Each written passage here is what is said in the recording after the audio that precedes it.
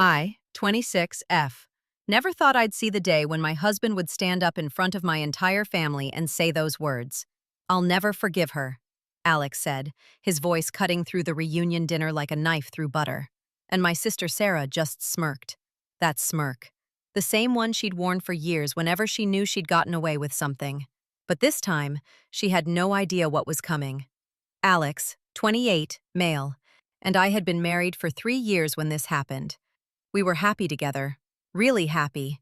He was the kind of man who noticed the small things, like when I was upset even when I tried to hide it.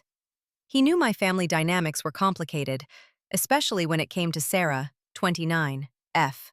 She was 3 years older than me, and for as long as I could remember, she'd made it her mission to take everything that mattered to me.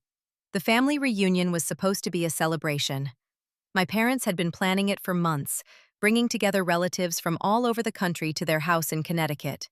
Alex and I drove up from Philadelphia that morning, and I remember gripping his hand tighter as we got closer to my childhood home. "It'll be fine," he said, squeezing back. "We'll get through this together." But I could see in his eyes that he was preparing for battle, too. He'd heard enough stories about Sarah to know what we were walking into. Growing up with Sarah was like living with a snake that everyone else thought was a butterfly. She was beautiful, charming, and knew exactly how to play the innocent victim whenever she needed to. Our parents adored her. Teachers loved her.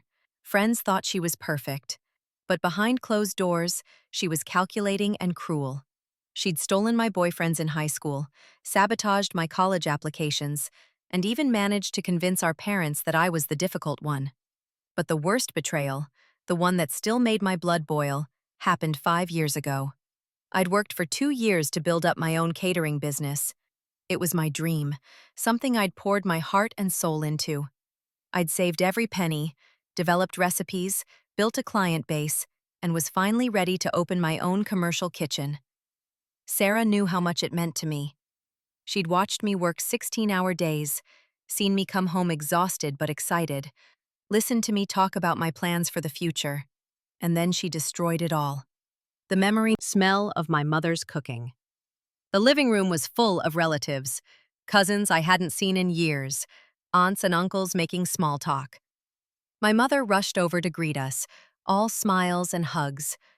"Oh, sweetie, you look wonderful," she said to me, but her eyes were already scanning the room for Sarah. "Your sister should be here any minute. She's bringing someone special." Of course she was. Sarah always had to one-up everyone, even at a simple family reunion. Alex kept his arm around my waist as we mingled. I could feel the tension in his body every time someone mentioned Sarah's name. They all wanted to talk about her latest accomplishments. "Did you hear she got promoted again?" my aunt gushed. "She's the youngest director in her company's history." I smiled and nodded, but inside I was screaming. That job, that company, that entire career path had originally been mine. Sarah had made sure of that. 5 years ago, I'd been offered an incredible opportunity. A major food service company wanted to buy my catering business and bring me on as a development director. It would have meant financial security, creative freedom, and the chance to grow my brand nationally. The contracts were being drawn up. I was days away from signing. And then Sarah stepped in. She'd never shown any interest in the food industry before, but suddenly she was best friends with the CEO's daughter.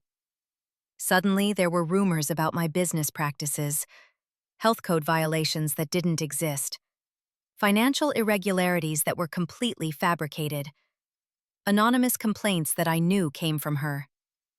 The company pulled out of the deal. My reputation was ruined.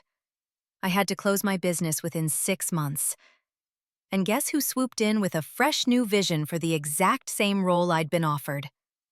Sarah. She didn't even have the decency to wait. The day after I closed my kitchen for the last time, she announced her new position. My parents were so proud. "Isn't it wonderful how Sarah's following in your footsteps?" my mother had said. Following in my footsteps? She'd pushed me off a cliff and stolen my parachute. "There she is," my mother announced, and I turned to see Sarah walking through the door. She looked perfect, as always. Design looked directly at me when she said it. Since you're not in catering anymore, maybe you could help serve at our events. I felt Alex's arm tighten around me. Actually, he said, his voice dangerously calm, we've been looking at properties ourselves. Sarah's eyebrow arched. She wasn't expecting him to speak. In her mind, Alex was just an accessory, someone I'd settled for after she'd ruined my real dreams. She had no idea who she was dealing with. How nice, she said, dismissing him with a wave of her manicured hand. Though I doubt anything compares to Riverside. Marcus paid cash. Didn't you, darling? 3.7 million. It was quite the bidding war, but we always get what we want. Marcus looked uncomfortable with her bragging, but he nodded along. I wanted to walk away, but Alex held me in place. Patience, he whispered in my ear. Let her dig her hole. The afternoon dragged on. Sarah held court in the living room, regaling everyone with stories of her success, how she'd revolutionized the company's approach to food service, how she'd landed million-dollar contracts, how she was being headhunted by firms in New York and Los Angeles. Every story was a knife twist, because they were all supposed to be mine. The contracts she was signing were with clients I'd cultivated. The innovations she was implementing were ideas I'd developed. She'd stolen my entire life and was wearing it like a costume. Dinner was announced and we all moved to the dining room. My parents had set up a long table to accommodate everyone. Sarah, of course, positioned herself at the center, with Marcus on one side and my parents on the other. Alex and I were pushed toward the end, with the cousins and their kids. It was a clear message about where we ranked in the family hierarchy, but Alex just smiled and pulled out my chair for me. Perfect view of the show, he murmured. The meal started with the usual family chatter. Updates on jobs, relationships, children. Sarah dominated the conversation, as always. But I noticed Alex kept checking his phone, smiling at something on the screen. Everything okay? I asked. Perfect, he replied, putting the phone away, just waiting for the right moment. That moment came during the toast. My father stood up, raising his glass. To family, he began, and to success. We're so proud of what our daughters have accomplished. Fake laugh she'd perfected. How philosophical, she said, though I prefer more practical toasts, like to success that you can actually measure, in dollars and cents. Marcus shifted uncomfortably beside her. Even he could feel the tension building. Funny you should mention dollars and cents, Alex said. He was completely calm, but I knew that tone. It was the same one he used in court when he was about to destroy an opposing argument. Oh, did I mention? Alex is a lawyer. A very, very good lawyer. Because I've been doing some measuring of my own. Financial forensics is fascinating, don't you think? Sarah's smile flickered for just a second. I don't know what you're implying, she said, but her voice had lost some of its confidence. I'm not implying anything, Alex replied. I'm stating facts. For instance, it's a fact that 5 years ago, someone created a series of shell companies to funnel false complaints about my wife's catering business to the health department and the Better Business Bureau. It's a fact that these complaints were filed using IP addresses that trace back to a certain consulting firm, the same firm where you were working at the time, Sarah. The room was dead silent now. Sarah's face had gone pale. That's ridiculous, she said. You can't prove anything. Actually, I can, Alex said. He pulled out his phone and showed the screen to my parents. 3 years of investigation. Every email, every document, every transaction. Your daughter didn't just sabotage her sister's business. She committed fraud. Wire fraud, to be specific. A federal crime. My mother gasped. My father's face turned red. Sarah stood up, knocking over her wine glass. This is insane, she said. You're making things up. Tell them, Marcus. Tell them this is all lies. But Marcus was backing away from her. Sarah, he said slowly, is this true? Of course it's not true, she snapped, but her hands were shaking. They're just jealous. They've always been jealous of my success. Your success? I finally found my voice. Everyone turned to look at me. You mean my success? The business I built? The contracts I negotiated? The recipes I created? You stole everything from me, Sarah.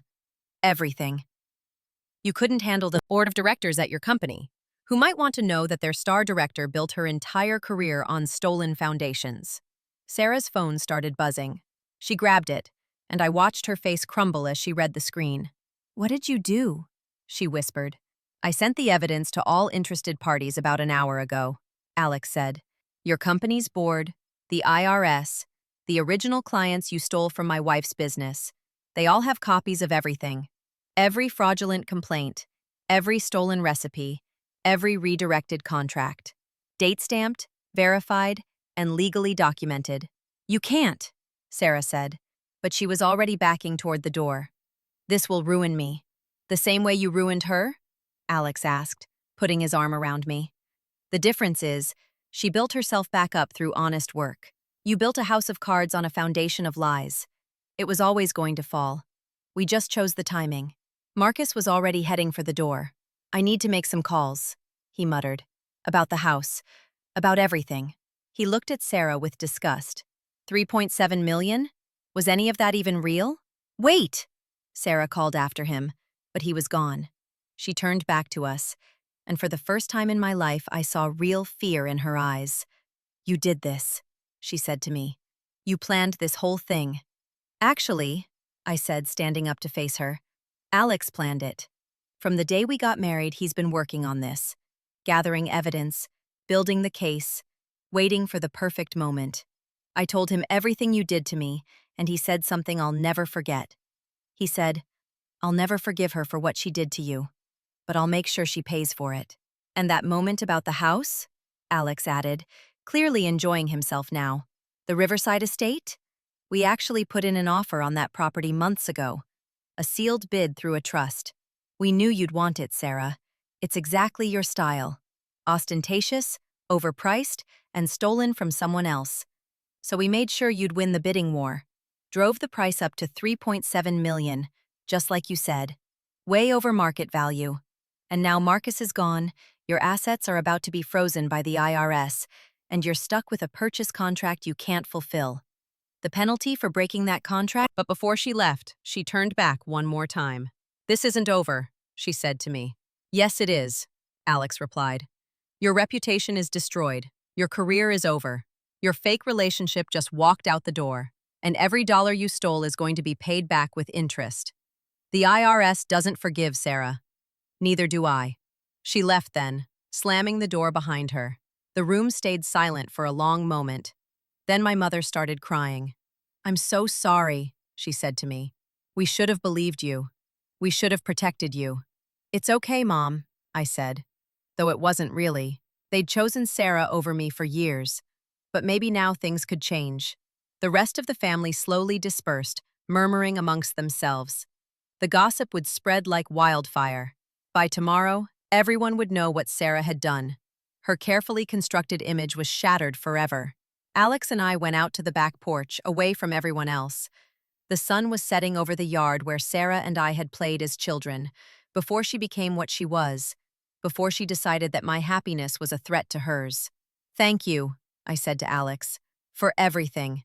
I told you on our wedding day," he said, pulling me close. "Anyone who hurts you becomes my enemy, and I'm very good at dealing with enemies." 3 years, I said, still amazed. "You've been working on this for 3 years?" "Every spare moment," he confirmed. Late nights, weekends, calling in favors from classmates who went into forensic accounting. It was worth it to see her face when she realized she'd lost everything. "What about the money?" I asked. "The IRS case could take years." "Oh, that's the best part," Alex said with a grin. "Remember my friend David from law school? He's a prosecutor with the Financial Crimes Division now. He's been following this case unofficially. With the evidence we've provided, they'll fast-track it. Sarah will have to pay back everything she stole, plus penalties and interest. We're looking at close to $2 million. $2 million? I couldn't believe it. Your business was worth more than you thought, Alex said. Especially with 5 years of compound interest and IRS penalties. And guess what?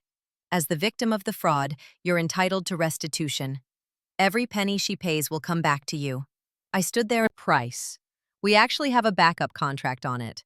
If Sarah defaults on her purchase, which she will have to now that her assets are frozen, the property automatically transfers to us at our original offer price, which was 1.2 million less than what she agreed to pay. I stared at him. You mean, by next month, we'll own her dream house, Alex confirmed. The one she bragged about all afternoon. The one she was going to use for parties and events. It'll be ours, and we can do whatever we want with it. Like start a new catering business? I asked, the idea already forming. With $2 million in restitution money and a waterfront venue? Alex smiled. I'd say that's a pretty good start. I kissed him then, right there on the porch. My brilliant, patient, vengeful husband who'd spent 3 years planning the perfect revenge. Sarah had thought she'd won. She'd thought she'd gotten away with it. She'd worn that smirk for 5 years, believing she was untouchable. But Alex had been right. Justice might take time, but it always finds a way. We went back inside to find my parents sitting at the kitchen table. They looked older somehow, diminished by the weight of what they'd learned. We need to talk, my father said. We sat down across from them. My mother reached for my hand. Can you ever forgive us? She asked. Maybe, I said honestly, but it'll take time. You chose her over me, again and again. Even when I tried to tell you what she was doing, you didn't believe me. She was so convincing, my mother said weakly. She always had an explanation for everything. That's what sociopaths do, Alex said bluntly. They're master manipulators, but the truth always comes out eventually. What will happen to her?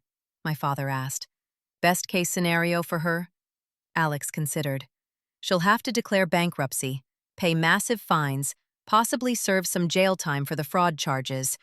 She'll never work in the corporate world again. No one will hire someone with that kind of record. Jail? My mother looked horrified. Wire fraud is a federal offense, Alex explained. Each fraudulent complaint she filed could be counted as a separate charge. We documented 47 instances. Even with a plea deal, she's looking at minimum 2 to 3 years. She announced her stolen success at family gatherings, so it seemed fitting to announce her downfall at one too. Plus, Alex added with a slight smile, we knew she'd bring Marcus. We've been monitoring their relationship for months. He's on the board of 3 major companies. The scandal of being associated with her will make him cut ties immediately, which means she loses her financial safety net right when she needs it most. You really thought of everything, my father said, and I couldn't tell if he was impressed or disturbed. When someone hurts the person you love, Alex said, looking at me, you make sure they never have the chance to do it again. We left soon after that. The drive home was quiet, both of us processing everything that had happened. 3 years of planning had led to 30 minutes of complete destruction. Sarah's entire world had crumbled in the time it took to eat dinner. Any regrets? Alex asked as we pulled into our driveway. No, I said without hesitation. She destroyed my life without a second thought. She smiled while she did it. She deserved everything that happened tonight. And more, Alex agreed. But this is just the beginning. The IRS investigation, the civil suits, the criminal charges, they'll all take time. She's going to suffer for years. Good, I said, and meant it. Some people might think revenge is wrong, that forgiveness is the higher path. But those people have never had their entire life stolen by someone who was supposed to love them. They've never watched their dreams burn while their sister smiled and took credit for the ashes. Inside our house, Alex poured us each a glass of wine. The good stuff, the bottle we'd been saving for a special occasion. A toast, he said, raising his glass, to justice served cold, and to husbands who play the long game, I added. We clinked glasses and drank. Outside, my phone started buzzing with messages. Family members who'd been at the reunion, all wanting to know more, to express their shock, to apologize for not believing me before. I turned the phone off. They could wait. You know what the best part is? Alex said, settling onto the couch beside me. What? She never saw it coming. 3 years of investigation, and she had no idea.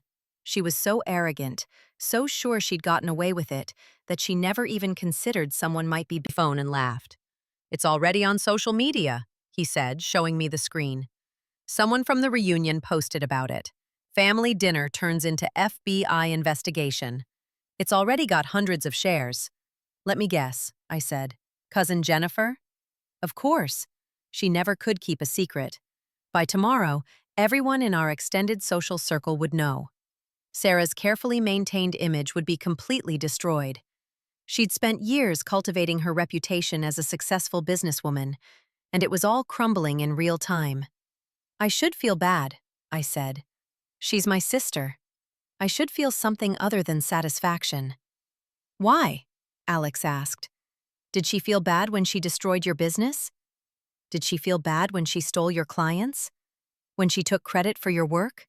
When she smiled at family dinners while you suffered? No, I admitted. She enjoyed it. She loved watching me fail. Then don't waste your sympathy on her, Alex said firmly. She made her choices. Now she faces the consequences.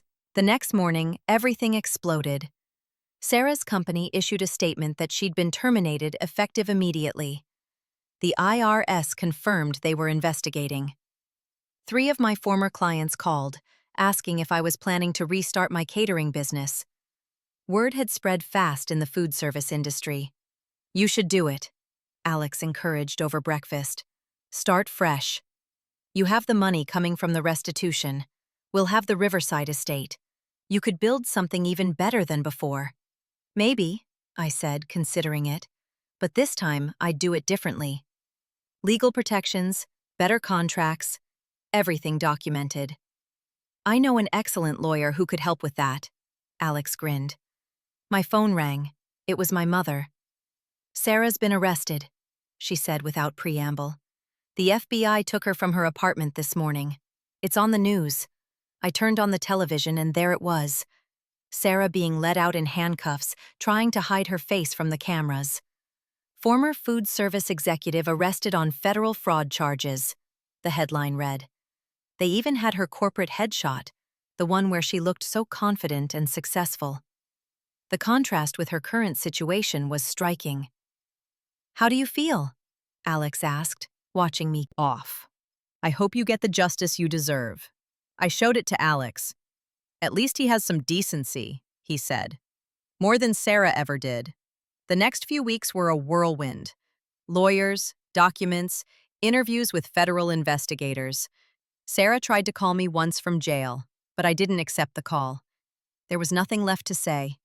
She'd made her choices, and now she was living with them. The Riverside estate transfer went through faster than expected. Sarah defaulted on the purchase, just as Alex had predicted, and the property became ours at our original offer price. Standing in the grand foyer, looking out at the water view, I could picture it all. A commercial kitchen in the east wing, an event space in the ballroom, gardens for outdoor ceremonies. Everything Sarah had bragged about, but better. We should send her a thank you card, Alex joked, for driving up the price so high that no other buyers were interested after she defaulted. I think the federal indictment is thanks enough, I replied.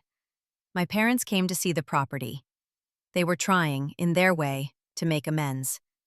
It's beautiful, my mother said, tears in her eyes. This should have always been yours. It is now, I said simply. Have you heard from Sarah? My father asked carefully. No, and I don't expect to. Her lawyer contacted us about a plea deal. She'll admit to everything in exchange for a reduced sentence. Alex advised against accepting it. Why? My mother asked. Because she doesn't deserve mercy, I said. She never showed me any. They didn't argue. How could they? They'd seen the evidence. They knew what she'd done. Their golden child was a criminal, and their overlooked daughter was finally getting justice. The trial date was set for 6 months out, but Sarah's lawyer was pushing hard for a plea deal. She was looking at up to 20 years if convicted on all charges. Even with a deal, she'd serve at least 5. 5 years in federal prison. 5 years to think about what she'd done. I started planning the new business while we waited. This time, everything would be different. Better. I had Alex's legal expertise, the perfect venue, and the funding to do it right. I hired back some of my old employees, the ones Sarah had tried to poach. They were eager to return. Right mistake? Turned out to be her arrogance. She'd been so confident in her deception that she'd never covered her tracks properly. The shell companies all traced back to her eventually. The IP addresses led to her devices. The fraudulent complaints contained details only she could have known. Alex had just needed time to connect all the dots. 3 months into the legal proceedings, Sarah's lawyer reached out again. She wanted to meet, to apologize, to try to make things right. Alex advised against it, but I decided to go. I needed to see her one more time, to look her in the eye and show her that she hadn't broken me. The federal detention center was a harsh place. Gray walls, fluorescent lights, the constant sound of doors slamming. Sarah looked different in her orange jumpsuit, smaller somehow, diminished. The designer clothes and perfect makeup were gone. This was just her, stripped of all pretense. "You came," she said when I sat down across from her. "I wanted to see you like this," I said honestly. "To see you where you belong." Her face hardened. "I made mistakes." "Mistakes?" I laughed. "You destroyed my life on purpose. That's not a mistake, that's malice." "You were always the favorite," she said suddenly. "Everyone loved you. Your little dream, your little business. I was just the older sister, expected to be responsible, to be perfect." "So you decided to destroy me?" I asked. "That was your solution?" "I wanted what you had," she admitted. "The creativity, the passion, the way people looked at you when you talked about food. I wanted it for myself." "But you couldn't create it," I said, understanding finally. "You could only steal it. Because you're empty inside, Sarah. You've always been empty. No amount of theft could fill that void." She started crying then, but I felt nothing. These weren't tears of remorse. They were tears of self-pity. She was sorry she'd been caught, not sorry for what she'd done. "The plea deal," she said desperately. "If you agree to it, I'll only serve 3 years. 3 years, and then I'll disappear. You'll never hear from me again." "No," I said simply. "You'll serve whatever the jury decides. And when you get out, of early release and full restitution to all victims." The amount she owed totaled over $3 million. She'd been stealing from more people than just me, it turned out. Other small business owners, competitors she'd sabotaged, clients she'd defrauded. I was just her first victim, the one that taught her she could get away with it. Alex and I were in the courtroom when she was sentenced. She stood before the judge, trying to look remorseful, but I could see the anger underneath. She still thought she was the victim in all this. The judge saw through it too. "Ms. Sarah Williams," he said, reading from his notes, "you have admitted to a systematic pattern of fraud spanning 5 years. You destroyed multiple small businesses for personal gain. You showed no remorse until you were caught. This wasn't a momentary lapse in judgment. This was calculated cruelty for profit. I hereby sentence you to 8 years in federal prison, followed by 5 years of supervised probation. You are also ordered to pay full restitution to all victims." The gavel came down. It was over. Sarah was led away in handcuffs, and she didn't look back. Our parents were there, crying quietly in the back row. They looked broken. Their family was shattered beyond repair. But that was Sarah's doing, not mine. Outside the courthouse, reporters were waiting. They wanted statements, reactions, something to make their story more dramatic. But Alex and I walked past them without a word. We'd said everything that needed saying in that courtroom. "How does it feel?" Alex asked as we drove away. "Like justice," I said. Finally, like justice. The new catering business opened 6 months later. We called it Second Chances, which felt appropriate. The Riverside estate was perfect for it, with its commercial kitchen and event spaces. The grand opening was packed. Former clients, new customers, even some family members who'd finally seen the truth about Sarah. My parents came, trying to be supportive, though things were still strained between us. "It's wonderful," my mother said, looking around at the transformed estate. "You've built something beautiful from something terrible. That's what you do with revenge," I said. "You transform it into success." Business boomed from day one. All those clients Sarah had stolen came back, plus new ones who'd heard the story and saint and the precision of a surgeon. 2 years into Sarah's sentence, I got a letter from her. I almost threw it away unopened, but curiosity won again. It was short, just a few lines. "I hate you," it said. "I'll hate you forever. You destroyed my life." I showed it to Alex, who laughed. "She still doesn't get it," he said. "She destroyed her own life. We just made sure she faced consequences." I framed the letter and hung it in my office next to Alex's plaque. It was perfect evidence of who Sarah really was. No remorse, no growth, no understanding. Just anger that she'd been caught and punished. The smirk was gone, replaced by rage, but the entitlement remained.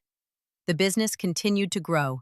We hired more staff, expanded into corporate catering, even opened a second location. Every success was sweeter because I knew Sarah was sitting in a cell, watching the years tick by, knowing that the life she'd stolen was now truly mine and better than she could have ever made it. "Do you ever think about forgiveness?"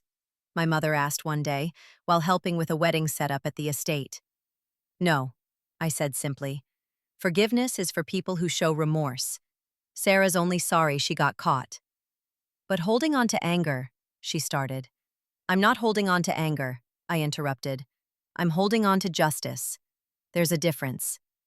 She didn't bring it up again. She'd lost the right to lecture me about family relationships when she'd chosen to believe Sarah's lies over my truth for so many years. Alex and I had dinner at the estate every Friday, just the two of us, in the same dining room where the reunion had happened. It had been transformed, like everything else, from a place of pain to a place of triumph. "Do you remember her face?"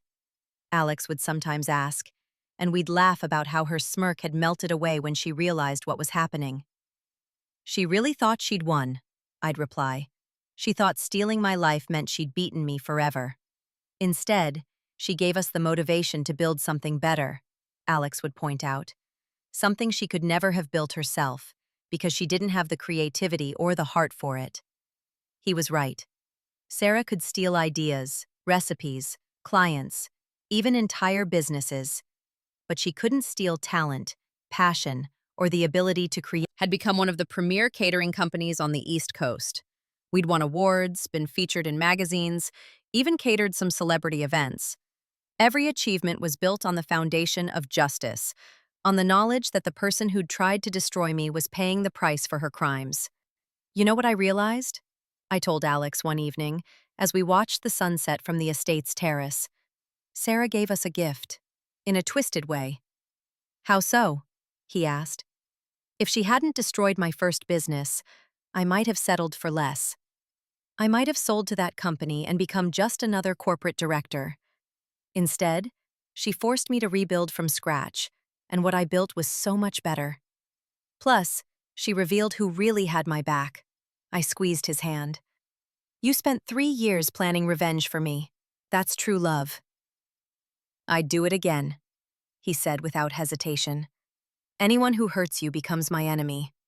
That's the promise I made when I married you. Even if it takes years of patient planning." "Especially then," he smiled. "The best revenge takes time. It has to be perfect, complete, devastating." Sarah thought she was playing chess while everyone else played checkers. She didn't realize I was playing a completely different game, one where she'd already lost before she knew it had started. As we sat there, successful and happy, I thought about that family reunion 5 years ago. How Sarah had smirked when Alex said he'd never forgive her. She'd thought it was an empty threat, meaningless words from someone she considered beneath her. She had no idea she was smirking at her own destruction. The truth about revenge is that it's not just about punishment. It's about balance. Sarah had tipped the scales so far in her favor, stealing everything I'd built and leaving me with nothing. Now the scales had tipped back, and then some. She had less than nothing: a federal conviction, a destroyed reputation, and a debt she'd never be able to repay.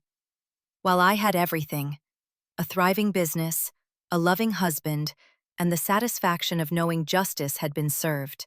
Some people say revenge doesn't bring happiness. Those people have never been systematically destroyed by someone who was supposed to love them. They've never had to watch their dreams burn while the arsonist got promoted for putting out the fire. Her. And when she finally got out, she'd find a world that had moved on without her. A world where her victims had thrived, where her reputation was permanently destroyed, where every door that mattered was closed to her forever. She'd thought she was stealing my future, but she'd only been borrowing from her own, and the interest rate on that loan had been devastating. I love you, I told Alex, standing up to go inside. Thank you for being the kind of person who plans elaborate revenge schemes for the people who hurt me. I love you too, he replied, and I'd destroy anyone who tried to take away your smile. We walked back into our estate, our successful business, our perfectly orchestrated revenge complete. Somewhere in a federal prison, Sarah was learning what it meant to truly lose everything. And somewhere in that family reunion video someone had taken, you could still see it, the moment her smirk disappeared forever, replaced by the realization that she'd finally met someone she couldn't manipulate, couldn't charm, couldn't defeat. My husband, who'd looked her in the eye and told the truth. I'll never forgive her. And he'd meant every single word.